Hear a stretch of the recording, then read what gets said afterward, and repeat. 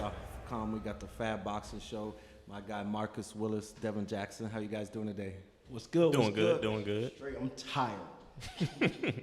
Got you. Now, first off, let's give a little introduction to yourselves. Just take a minute to kind of introduce who you are and why you want to get going on this podcast. Well, I'm Devin Jackson, born and raised right here in Fort Myers, Florida. Love boxing. I've been watching it since childhood. Of course, Roy Jones was the man. Still is the man to this day. Definitely. Florida boys. Yeah. And I started analyzing boxing shortly after I first went to the boxing gym. It's just been an interest of mine for so long. And I think this podcast is the perfect opportunity to start educating the public. I think a lot of fans like to watch it but don't quite understand exactly what they're watching. Marcus? Marcus Willis, born and raised in Fort Myers, Florida. Professional boxer. I had over 125 amateur fights. Pretty decorated amateur career. Been on ESPN, Showtime, pay-per-view, some HBO undercards. And, I love boxing talk. I think a lot of people that are doing it aren't as educated as, someone as myself who has been in the game all my life. So I like to, make, boxing or the talk of it, educated, so people aren't just throwing out, a lot of bull out there. Got you. Yeah. Take a look at some news going on in the boxing world. You guys were telling me about a little video something had surfaced. Give me your viewpoint and why you wanted to bring it up. It's, hey, man, it was comedical.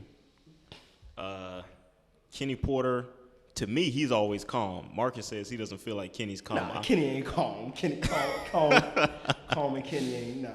I feel like Kenny's a little bit emotional, but he's a cool dude, and I think he got pushed over the edge in these recent weeks, and he smacked a guy from media, barbershop conversation. It is. His name is Fred. I guess they had some issues in the past, and Kenny told him next time he see him it was gonna be on site, and Kenny smacked him. And he came back with some weak sauce. He swatted at Kenny's girl. He attempted. He attempted. Yeah. He ain't got good aim. Yeah. Nah. You can tell he ain't a boxer. But yeah, Kenny can be aggressive. Kenny, Kenny he's overpowering. He always has been. So I'm surprised Kenny ain't really take off. Yeah. I think Kenny found it amusing. He smacked the guy and then laughed and said, "What you gonna do?" And the man did nothing. Yeah. Nah, he pushed his girl. Yeah, he did. I would have liked to see them really get at it. Nah, that'd have been bad for the other guy. I would have liked to really. I want to see Kenny really get at it. Violent. I'm not violent. I just like a good fight. I like a good fight. I think it would have been a good one. Yeah, it would have. Pay-per-view. But yeah, so I guess the reporter, him and Kenny been going back and forth. Yeah, for a little while. Finally got that opportunity, space and opportunity, and I think Kenny did what most people wanted to do. Mm-hmm. He's been at it back and forth with other guys. Ward kind of in the middle of an interview went at him a little bit, and put him in his place. And from what I understand, Premier Boxing Champion has banned him from their events for whatever reason. I haven't really delved into that one yet, but. Yeah, I guess he's been running a lot of lip. I really don't know much about the guy, so I'm gonna have to really dive into the situation and see what it is. But it's good to see, I wouldn't say it's good to see, but it's entertaining. Very. When you have that animosity, with a fighter and media, or a coach and media. So especially somebody like Kenny Porter. Yeah, he's outspoken. Very outspoken and outgunned. Now, in some other news, not really news, but Terrence Crawford and Earl Spence. Earl Spence has resurfaced. He had the accident. Mm-hmm. He's back now. He's active on Twitter. He's talking. Him and Terrence Crawford got into real heated back and forth. It looks like they actually ended up talking to each other on the phone. It looks like they both want to make this fight, and they both want it maybe this year. Do you put any stock into that? What do you think about that? That's been talks for a while. Right. A few years they've been at each other's throat. Yeah. Since Terrence Crawford announced that he was moved up 147, that's been talk since. Because T. Bud has definitely been claimed to be one of the best pound for pound. So I feel like this fight is going to be a great fight.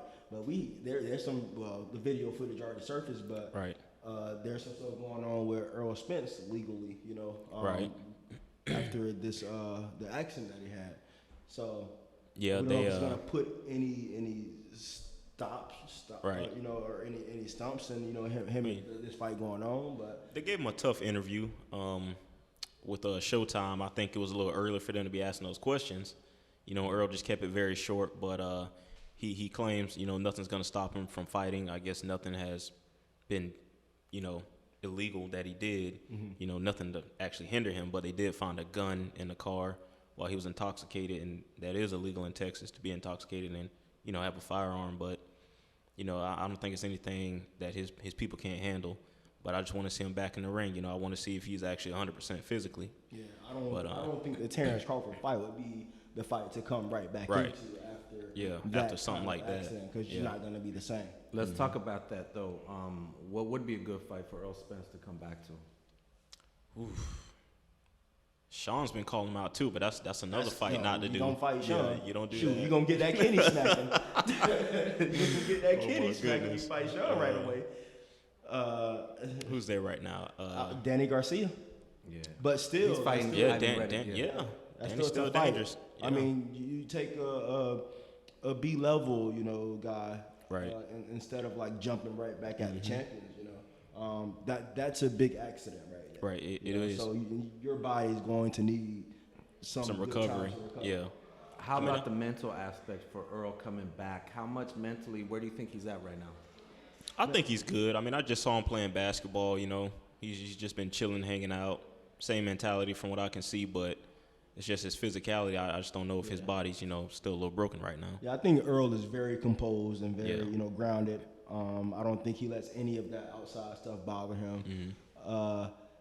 So I don't think that all of the hoopla and everything that's going on is going to affect him mentally. It's just physically, where is he at? We don't know. Yeah. Got you. A big signing took place recently. Josh Taylor, the unified junior welterweight champion. He's WBA, IBF champion. He signed with Top Rank. Yeah, we just Looks seen like that. we could have unification with Jose Ramirez this year, and ideally the winner of that would be an ideal opponent for Terrence Crawford. What do you guys think of Josh Taylor and that signing? How it shakes things up? I like Josh Taylor. He surprised me when he fought Regis Prograis in the finals. I didn't think he would be able to endure, and he did, and he gave it right back. He's a very good boxer. He's got good speed. I think he beats Jose, but it should be a damn good fight. I really don't have much to say on that because I don't know much about Josh Taylor. See, I'm still a fighter, so I don't watch a lot of fighters. So, I don't know who's all out there because I'm now diving into getting to know. Yeah. Like when I was younger, I knew fighters. When I became a professional fighter, I stopped caring. Because I was working on myself. But now that I'm getting a little bit more into the media or whatever of it, I can't say that I know who Josh Taylor is. So I have to really look at it, and that's something I'll come back to.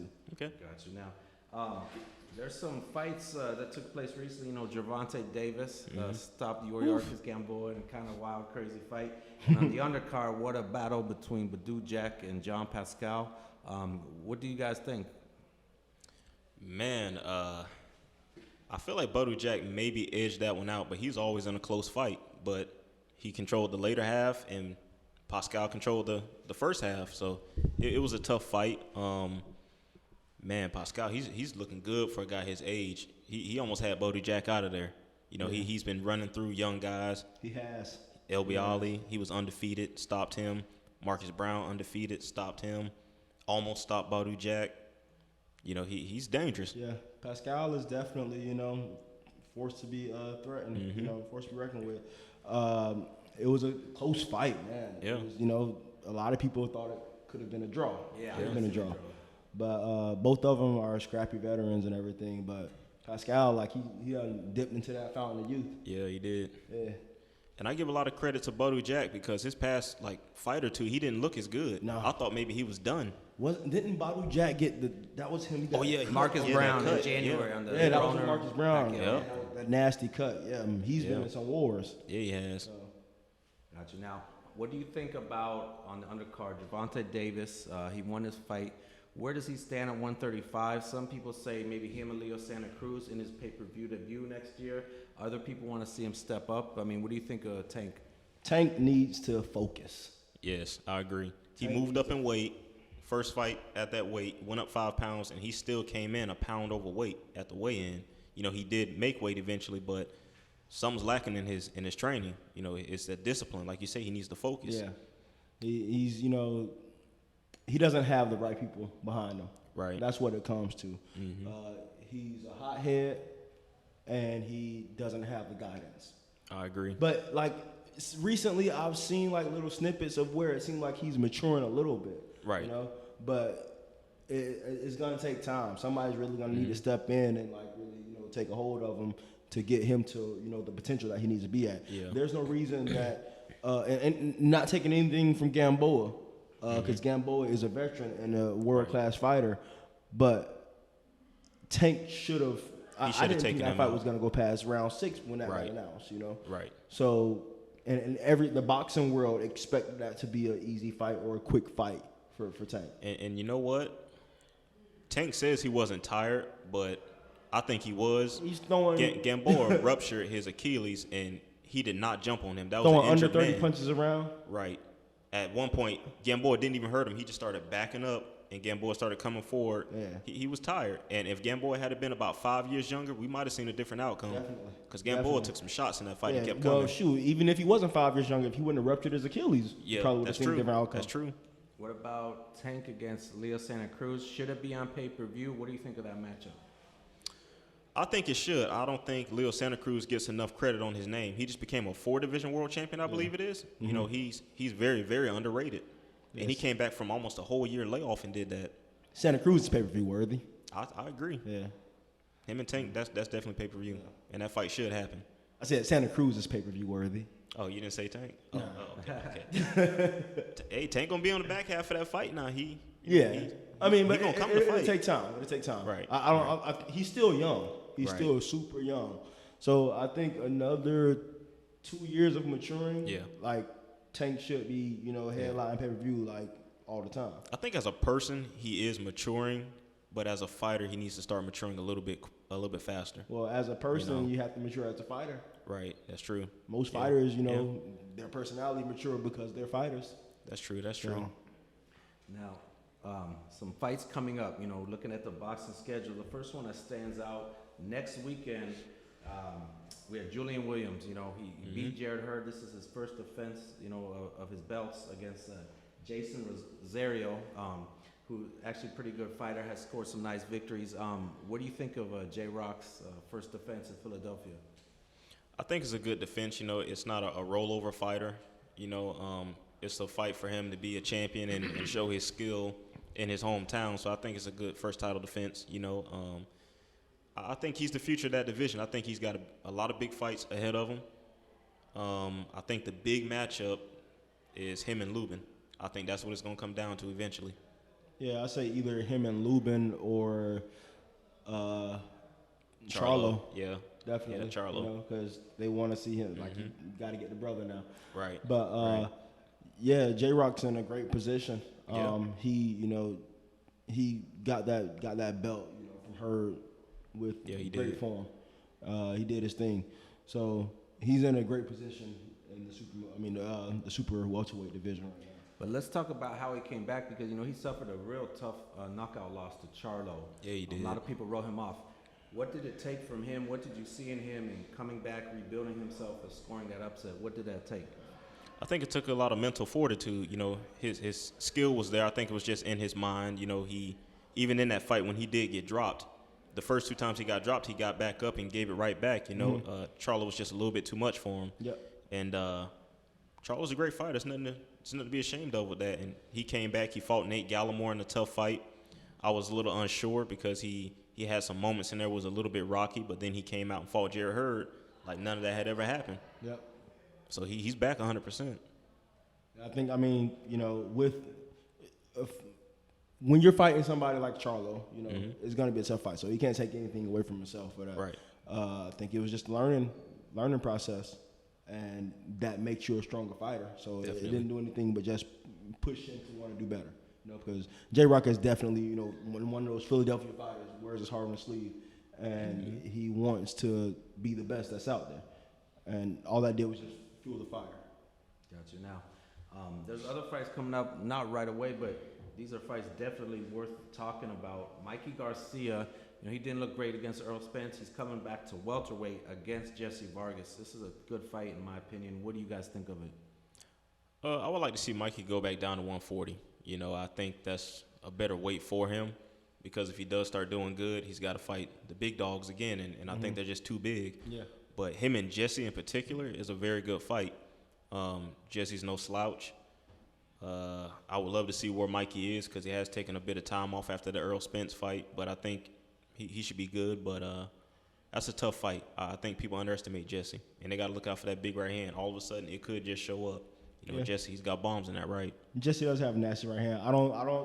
Honestly, I think Mikey wins this fight. Yeah. But just like you said, he shouldn't be at 47 because he beats Jesse. He's still in there with these top dogs who are too big for him at 47.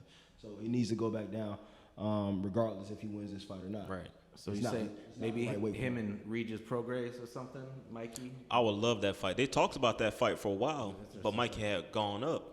That's a fight we've been talking about for years. What looking at more fights, what are your thoughts? It's official, Deontay Wilder, Tyson Fury rematch. The first fight was pretty classic. What do you think about the second fight? Go ahead, Marcus. I see you anxious. Y'all know how I feel about this fight. Man, Fury won the first fight. He got jobbed on. I agree. I think he won 10 out of the 12 rounds, and even the first knockdown, it shouldn't have been scored a knockdown. So in my mind, he won 11 out of the 12 rounds. So Fury definitely should be our world champion right now. And, Wilder is, man, he has some super strength ability, that just comes from, I don't know, just depths of the world. But with one punch, he can end the fight, Yeah. I think Fury can still outbox him. It's just, making sure he can outbox him a full 12 rounds, That's the frustrating part about making a prediction on it. I go back and forth in my mind a lot because I know Fury can outbox anybody in the heavyweight division, all of them. But it's just Wilder has some stupid power. Yeah. So that's the matchup right there. Like, I know we talked about it before, like, Wilder has that punch that can end your life. Yeah, literally. Yeah. Now, let's talk about that. His fight with Luis Ortiz, he was losing, but he had that punch. What makes him dangerous? It seems like he just always kind of believes in himself, even if he's down on cards. How is that going to factor into the rematch, especially since they've already been in the ring with each other? See, the only thing that I worry about with Wilder is the more he gets in there with better competition, the longer it takes for him to get these knockouts usually. Like, I just get afraid because sometimes he becomes so reliable on that one punch, he'll wait forever just to throw it at that one opportunity. What if that opportunity never comes? He's not throwing enough right hands nowadays. So it's like Fury could easily skate by. Yeah, with the Fury, it might not happen because Fury got clipped in the first fight. Yeah. And Fury is tough. He has a chin.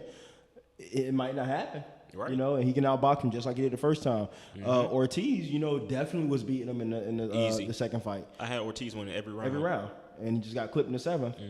And that could have easily, been, he could have kept outboxing him. Wilder could have got tired and been over from there.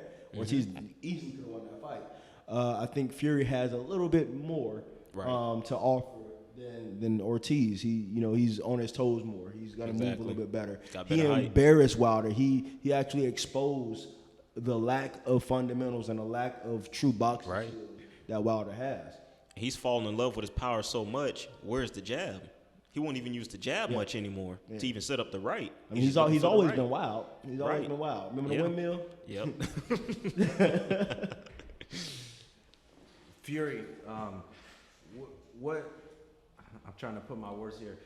He's not he doesn't have the exciting style that Wilder has. He's not going to give you the knockouts, but he boxes. Is that a classic thing in boxing that is not about really how you look, but winning, finding a way to win no matter what. Man, you got to remember, who was the most entertaining heavyweight ever?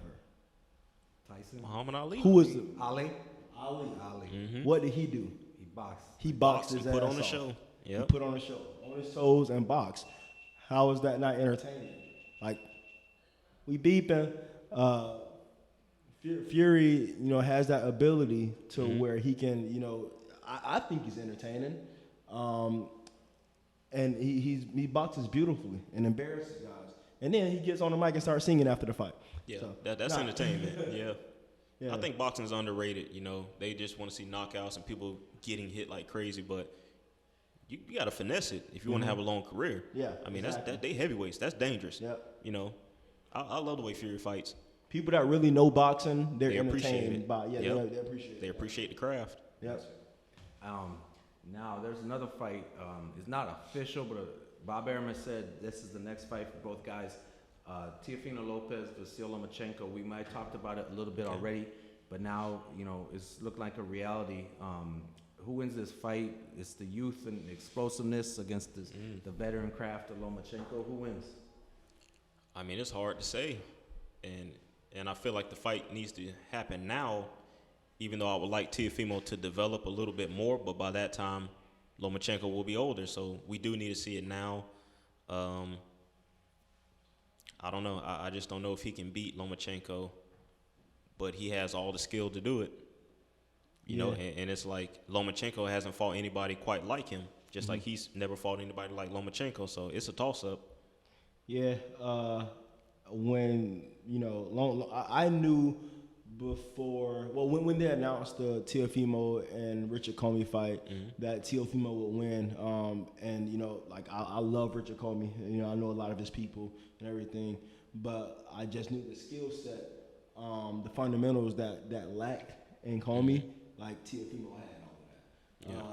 Yeah. And when they announced that the Teofimo and Lomachenko fight was happening, I was like, Teofimo's gonna win, just off the excitement, right? Of what Teofimo just did. But then sitting back and processing who Lomachenko is and what he has done, I'm like, man, Lomachenko has some of the best footwork out there, the best defense. He's crafty, so it's gonna be a fight of the best of the youngest fighter and the best of the that elite fighter in that weight class. It's gonna be high speed chess. I think a lot of what they do is gonna cancel each other out. Yep.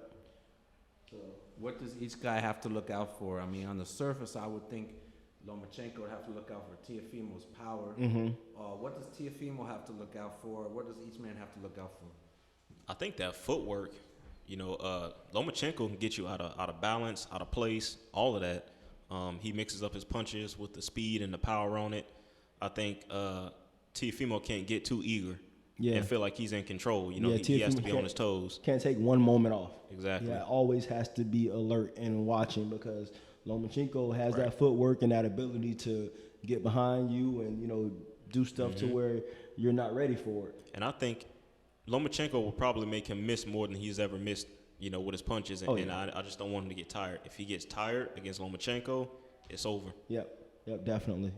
Lomachenko, like you said, he has to watch out for Teofimo's power. Right. And Teofimo is not, the slowest fighter at all either. Right. So it's going to be just like you said, a high-paced chess match. And a lot of times when you see guys get in there with another guy who's just as fast or faster, it'll change the game plan. Exactly. And Lomachenko, he's been the fastest for almost all of his fights, except for maybe Gary Russell. Yeah. So it's going to be a great fight. It's going to be, interesting. Both of them possess some of the best ability to where, it's going to be hard to really call what this fight is going to be. I think it's that should be pay-per-view. Oh, definitely. That's definitely pay-per-view worthy. When you come in like Teofimo did and just explode on a champion as solid as Richard Comey, you a problem. Yeah, he's 22 years old. 15 fights, just won a title. That's a hell of an accomplishment. It is. So you got one of the best, youngest elite fighters going against one of the best fighters that ever been in the ring. Lomachenko possesses like tremendous amount of skill. So Like, I'm excited to see this fight. Yeah, I agree. It's the highest skill set fight we've probably gonna see in a long time. Very long time. Gotcha. Of the decade. Of the new decade. Yeah. Best fight of the decade. Now, what I'm interested, we're gonna do a little general boxing talk. You know, we're talking about that fight. You know, that's a top-ranked fight. They're both top-ranked fighters on ESPN. PBC, Premier Boxing Champions. We're used to seeing them on Showtime and Fox, and we all know DAZN, the streaming service. Is this going to be 2020? You know, we do have Wilder and Fury cross promotions working. Is this going to be the year where we really begin to see all these promoters working together, giving us these fights? I think so, and I think it starts with the welterweight division. You know, from what I understand, Al Heyman gave the word that he'll let his fighters, you know, fight Terrence Crawford, and that's what they were talking about with Sean Porter. So I think a fight with Sean Porter and Terrence Crawford, or a fight with Errol Spence and Terrence Crawford, will happen this year. I got to jump in there before I forget. Marcus fought Patrick Teixeira. They're talking about Crawford possibly getting his fourth belt, fighting for his fourth belt against him. What about that fight? If it would happen. Who fighting Teixeira? Maybe Terrence Crawford. Yeah. Golden Boy mentioned that. I'm sure Top Rank would have interest. How in the hell is that going to happen? Because Teixeira won a belt at 154, WBO title. Crawford, you know, champion at 147 WBO. So he would obviously, you know, have to go up in weight. Right. For attempt to win it in his fourth weight class. Is it worth it? Is it an interesting fight? That's a big jump in weight class. It is. That's a big jump. If he does it, I say do it and then go right back down. There's a lot of big guys at 154. I don't know. I think that's too big of a jump. I'm not like Teixeira is. You've been in the ring with him. Tell us about it. I've been in the ring with them. Teixeira is a good fighter. I think Terrence is definitely way more skilled, faster, more complete of a fighter. But Teixeira is like 6'1", 6'2". Ooh, that is a big, know, long rangey left-handed fighter. He can crack, but I think that's just too much weight. I don't. It doesn't make any sense because Teixeira's not gonna. He had problems making weight when we fought. He's gonna have problems. Like if they're gonna do, like, for Terrence to do a fight with with Teixeira, they're gonna want to do a catch weight. Right. Yeah. Teixeira's not coming down under 54. Yeah, he can't make it. It's not gonna happen. Yeah. It's not gonna happen. I see your point. You don't see it's too much for him. I think it's too much weight risk for Teixeira to make that fight. Right. Well, it's too much weight risk for Terrence coming up. Yeah. He's a great little man fighting a good big man. Yeah. And that's dangerous. And, you know, like either way, somebody is going to be at odds, you know. It's too risky to cut that kind of weight because it's too risky for Teixeira to come under 54 to make that fight, and it's too risky for Crawford to go up to 54. Right. You know, to fight a strong, you know, super middleweight. And that would mean super welterweight. Right. And that will put a halt on a big money fight with a guy like Errol Spence. Yeah. And you would have to think they're probably going to want to put on a weight rehydration clause. Yeah. And if they don't, Teixeira's going to shoot at 175. Yeah. You know, so that's when they get in the ring, it's going to be a big size difference. He's going to be a super middleweight, light heavy. From a fighter's perspective, Marcus, what is the dangers of making weight? How hard and grueling is a process? Is it, given that people, you know, fans, casuals, they don't really understand it, you know? The dangers of making weight is not having the knowledge of knowing how to make weight. It's not having the knowledge of nutrition. There is definitely healthy ways to do it. You know, I cut anywhere from 15 to 20 pounds sometimes when I fight.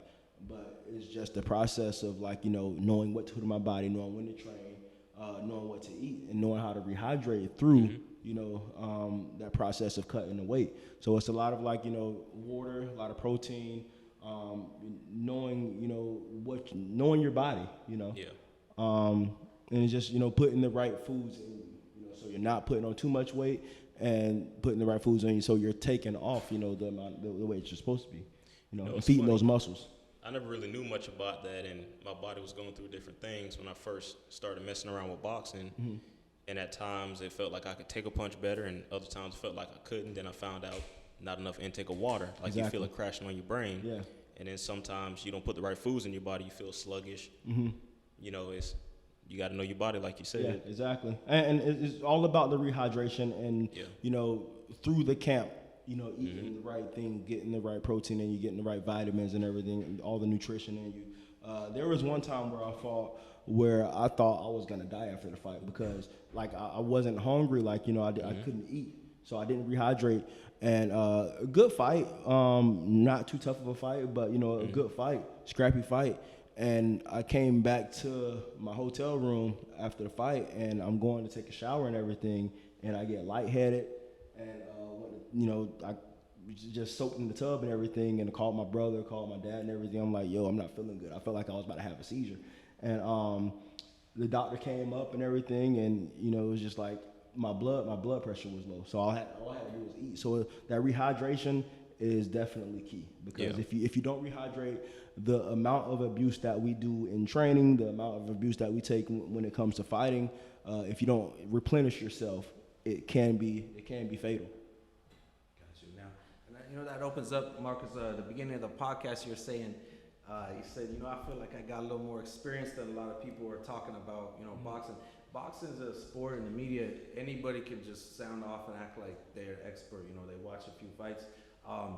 Is that something, and we even talked about how you watch certain commentators covering a fight, never really boxing, that call, and you see it completely different. Yeah. Is this kind of your way to really show from a fighter's perspective, somebody who really knows the game, what's out there? Of course, man. Like, a lot of people don't know what we go through as fighters, and they just have an idea of it instead of like really going through it. So they're just talking. A lot of them are fans and biased and everything.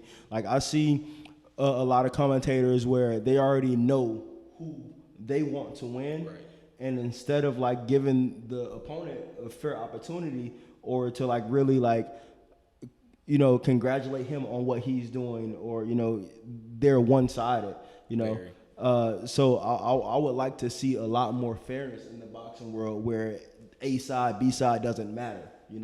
If you're fighting good, you're fighting good. Just because you have a bigger name than somebody doesn't mean that okay, let's watch this guy and see what everything that he's doing has a lot more weight to it. Both of those guys should have a fair commentary. Yeah, I see it a lot on the big networks. They get their favorite and they just keep talking about what one guy's doing. I'm like, why y'all talking like 40 seconds of this? The other guy's teeing off right now, and he gets no credit for it. Yep. It's disheartening to watch sometimes. God puts his life on the line like that, and don't get no credit for it. Doesn't get credit. Yep. Yeah. Got you now. As far as being a fighter, though, we also want to take this platform to kind of like some boxing tutorials, or just the mental approach of, there's always people out there that want to be a fighter. I've seen so many covering boxing. There's the fighters, the guys who are kind of fighters, Instagram fighters. What does it really take to be a fighter? To anybody who's out there who's serious about getting into this, tell me, what's it going to take? Yo, before we started, me and Devin was just talking. What it takes, the first and most important thing, it takes a good coach. Yes. It takes a good coach and a good foundation, a team. Like, if you don't have anybody to teach you, you're going to be lost. You're going to get hurt. You're going to get hurt. Yeah. Because we were just talking about, a gym where, like, the first time Devin started boxing, we're not going to name the gym or whatever, but he walked into the gym and he, didn't know what to do. They didn't like coach him. Like, so basically when somebody comes to our gym, we instruct them what to do. They're going to start jumping rope, 4 rounds of jump rope. We're going to teach them their boxing stance, show them how to wrap their hands and everything. Normally, they don't even wrap their hands the first day. We're teaching them how to move and do footwork and, throw a punch and everything. So that takes up most of the time of the first session. But Devin said he walked to the gym and, one of the other fighters told him to jump rope. Show him how to wrap his hands, put the gloves on, here go the bag. Just like that, in that order. The coach was sitting back chilling. I want you to explain like the whole process of it was, or the lack of process of it. Yeah, like I'm all hyped up. When you first walk into a boxing gym, I don't care who you are. You think you the shit. So I walk up in there and I give the guy my money, and he's real laid back. So I go up in there. And I'm like, okay, I guess it's just open gym. That's just the vibe it was. fighter comes over and says, you jump rope your 4 rounds or whatever. So I get on the jump rope with him. And then after that, he shows me how to wrap my hands, no stretching. I went straight to the bag, started hitting the bag. No one coaching me on my form. All I know is what I've seen. So I'm trying to emulate it, and it feels awkward, but you still think you the shit. That's the funny part. I got these gloves. Man, I'm telling you. Man. And then I got thrown into sparring what was it, like my second week? That's crazy. And at that time, I was like, 19? I hadn't even been 150 pounds yet. I was like 148, somewhere around there. Mm-hmm. And I get thrown in with a cruiserweight. And he was like 6'3" with an 83-inch reach. Oh, man. And he was just tagging my ass with a jab. And I'm like, am I really this bad at it? I didn't know how to defend myself. I didn't know how to counter. None of that. Wow. I got fucked up. That's crazy. Yeah, man. Like, and the coach, when did he finally, teach you something? The actual coach? Because you said one of the other fighters in the gym was the one who actually showed you what to do. Yeah. I think maybe the first time he did mitts with me, he actually showed me, you turn your right hand over this way. He told me to get into my stance, and he, pushed my foot over to the side a little bit. But that was about it. There wasn't much coaching. And how long have you been in the gym? Up to that point? Yeah. Up to that point, I had been in the gym for about 3 weeks. That's crazy. And it was rare he did anything like That's this, wild. And for the sparring, he was back just chilling or whatever. And now that I'm older, been around it a lot more, and I know better, that was dangerous, Yeah. So, yeah, it definitely takes coaches who know the fundamentals of boxing and who can take fighters in and really show them what to do. They need nurturing. So fighters need nurturing, or they're not even considered fighters yet. Yeah. So anybody that comes to a boxing gym, they need nurturing before they're able to even get in the ring and spar. Nobody should be looking to fight within the first 6 months. Right. After a good 6 months of training. But you have some people that just have naturally God-given talent. I've had people that I've taught every punch. That on their first week. And then you have some people that, it takes them a while to get it. So it's just about, the process, having somebody that's going to be there and be consistent with their training. Right. And if you have somebody that's God-given, that has that God-given ability, they still need to be consistent with their training. And, right. It's all about the coach. Yeah. And it's hard to find a good coach. I'll admit it. After here, I went to California, went to a gym, and it's hard finding that bond with the coach as well. Mm-hmm. That's another thing. And I actually found that out when I started training a fighter myself. The guy, he had some fights. He was never, bonded with a coach before, and me and him kind of got a bond going. And then we went out to LA and had a fight, and the fight went very well. Tough fight, but he got the knockout, and I learned a lot about boxing from going around to those gyms and seeing what's what. And I'll tell you right now, Marcus is a great coach. I've seen him take a guy who it wasn't looking good at first. Yeah. It wasn't looking good. I was like, I don't know if we're gonna be able to do this. And Marcus got him right. He's that was one of my thoughts when I laughed. Yeah. You already knew, didn't you? Yeah. Because people, when they get excited about coming to the gym, they're like, "Oh, I'm gonna go to this gym, throw these gloves on, I'm gonna fight."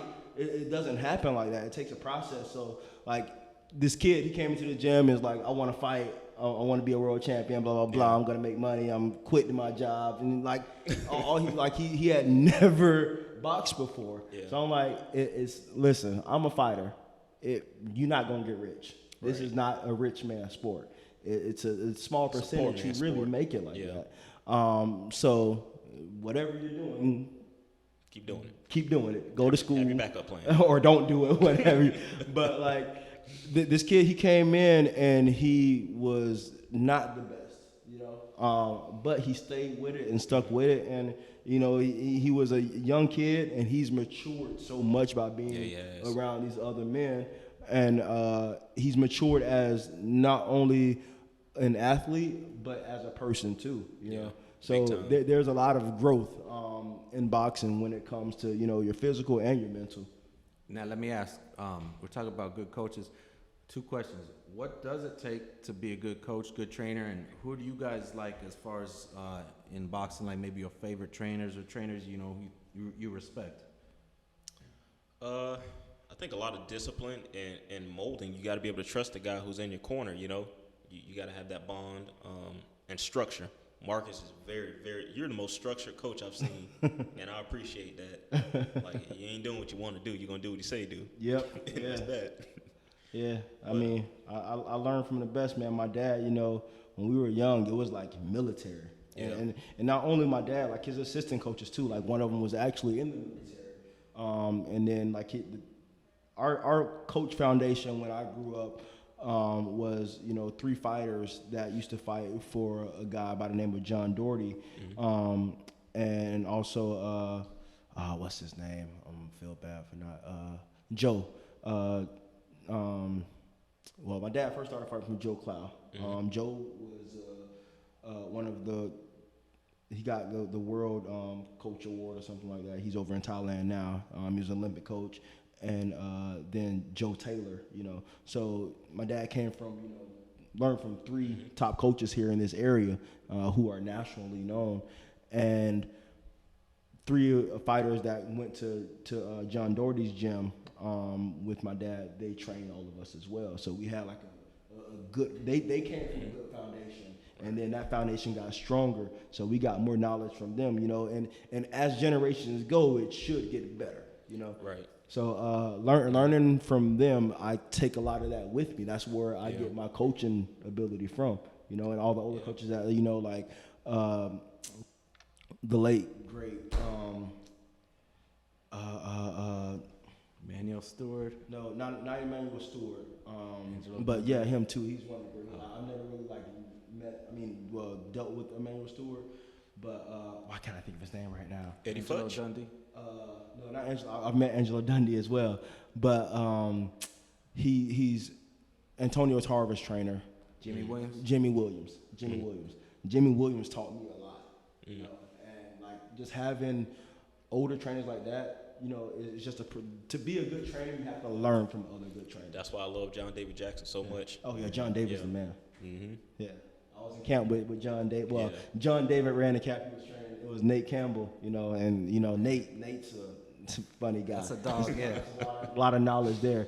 But just having the older guys, like just back in the day, it was always the older men would take. You learn from the older generations, and that's what it takes to be a good coach. Learning from the older generations. I don't think it's enough of that now.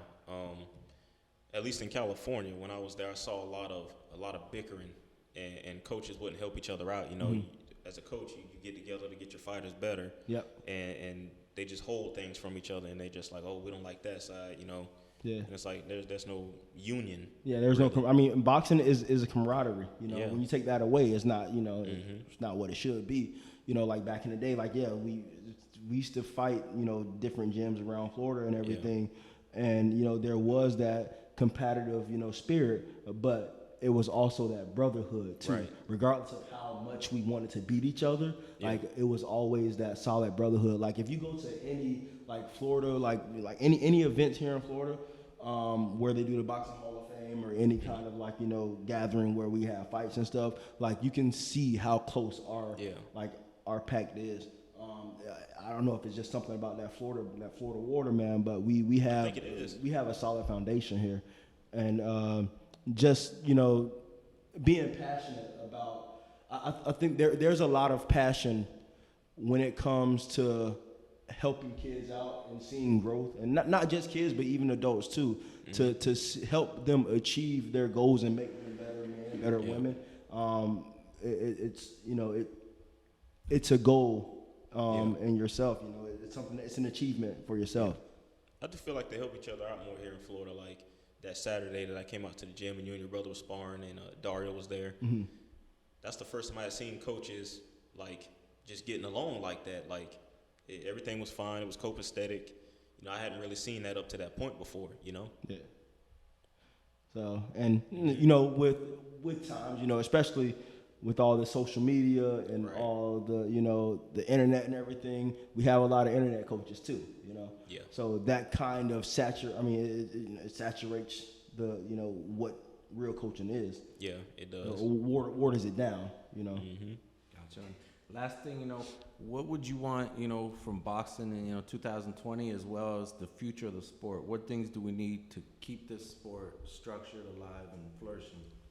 Well, like you said, if we can get these promoters working together, Yeah. because back in the day, the best fighters fought the best fighters. Yeah. When you had Sugar Ray and Tommy Hearns and Durant and Marvin Nobody was Hagler, safe. that was all of the best fighters fight the best fighters. That's what we need, to see who is really the best, in And that's that the division. only thing stopping this generation from blowing up to be bigger than that one. It's just the other side of the pond. There should be no other side. Yeah, exactly. just all be fighting. The talent is there. The talent is definitely there. It's just we got to get. We got to get these fighters fighting. We got to get these fighters to become fighters. Right. Exactly. Anything else on your mind as far as what 2020 holds? What do you want it to hold? I want more unified champions. Yeah. That's what I want. And I'm gonna give a quote that somebody told me later on last year or whatever. That kind of pertains to getting these fighters fighting each other, or just the business of boxing. This guy told me, boxing is the only place where the rats can rule the lions. That's true. Right. That's true.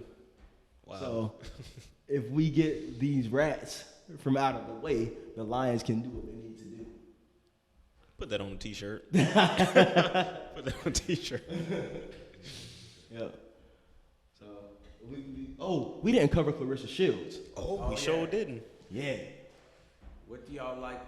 Clarissa Shields, she has that big fight this weekend. She is outspoken. Everybody has her eye on her, whether they love her or hate her. Big social media following. She's always interacting with the fans, but she can fight. Tell me about her. Your thoughts on her? Vicious. And I don't see anybody stopping her right now. There's going to take a special talent that's going to have to come along just like her to actually be able to hang with her, She's finally getting the fight made with Habazine. And I like Habazine as a person, but I think she's going to get same treatment as everybody else. Yeah. Will Habazine get that revenge for her coach? Yeah. There's some bad blood. Yeah, she has something to fight for now. Right. She has something to fight for now. But Clarissa is she's a vicious, dog. bro. She got She's dog vicious. in her. Mm-hmm. We need an Ann Wolf of this generation to hang with Clarissa. Yeah. And she is the Ann Wolf of this generation. Right. So I don't see anybody stopping her for a while. Yeah, I agree. Yeah, they're gonna have to, conjure something up. You mentioned get in the lab. John David Jackson. Seems like she's doing real well under him. And with John David in her corner, ain't no stopping her.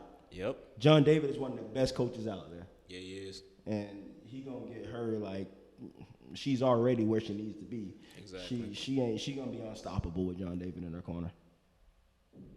But women boxing is coming up. We want to see 3 minutes. We want to see 3 minutes. In general, their championship fights are better than the men's. They just go at it. Yeah. They ain't got nothing to hold back. They go. Women got a lot to prove, man. They it's the roaring 20s right now. It's the roaring 20s. I think even on the Canelo Kovalev undercard, Seniesa Estrada had that really good fight, a good victory.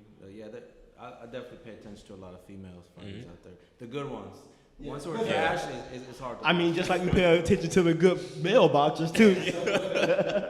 Appreciate it. It's another episode of Fab Hustle Boss presenting the Fab Boxer Show, man. I love chopping it up. My guy Marcus Willis, Devin Jackson, man. Appreciate y'all. Take us out.